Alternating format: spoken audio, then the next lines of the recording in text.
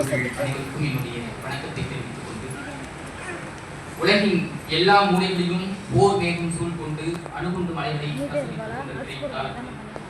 போரியல் குறித்து நிகழ்த்தப்பட்ட இவ்வாய்வு பொறுப்புணர்வும் கனமும் கொண்டது என்னும் உணர்வோடே எனது ஆய்வின் சாரத்தை இங்கே வழங்குவதற்கு நான் கடமைப்பட்டிருக்கிறேன். என்னுடைய ஆய்வு தலைப்பு என்பது ஒப்பீட்டு நோக்கில் பண்டைய தமிழர் கிரேக்கர் போரியல் என்று. ஒவ்வொரு தலைப்பினை அணுகுகிற போதும் அதற்கு ஒரு நோக்கம் இருக்கும்.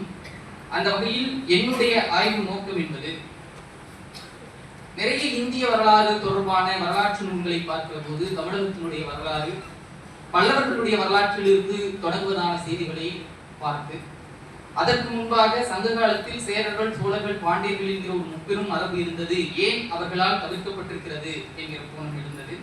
அந்த வகையில் தென்னிந்திய நிலப்பரப்பில் பல்லாயிரம் ஆண்டுகளாக கோலோச்சி வரும் தமிழர் வரலாற்றை தவிர்த்தே வந்திருக்கிறதை உணர முடியும்.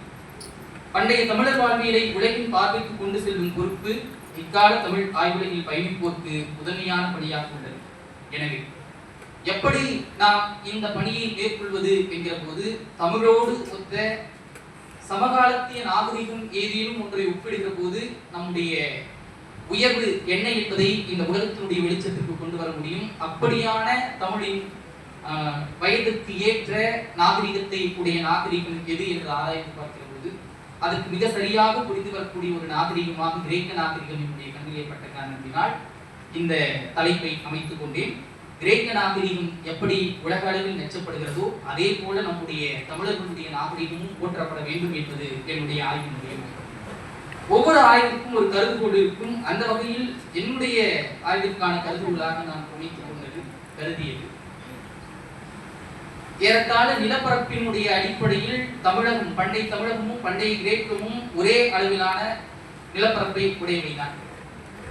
மொழி அடிப்படையிலும் காலப்புலமை அடிப்படையிலும் சமதளத்தில் இருந்தாலும் கிரேக்கர்கள் அடைந்திருக்கக்கூடிய உயரத்தை நாம் அடைய முடியாமல் போனதற்கு மிக முக்கியமாக உலக வரலாறுகள் எழுதப்பட்ட காலத்தில் நம்முடைய தமிழ் நூல்கள் அச்சாக்கம் பெறாமல் போனது முதன்மையான காரணமாக இருக்கும். ஏனென்றால் 19ஆம் நூற்றாண்டினுடைய இறுதி பகுதியில் இருந்துதான் தமிழ் நூல்கள் அச்சாக்கம் பெற தொடங்கியது.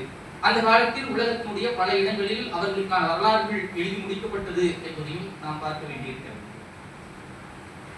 மேலும் ஒரு கருதுகோளாக இதில் 2000 ஆண்டுகள் பழமையுடைய இந்த இரண்டு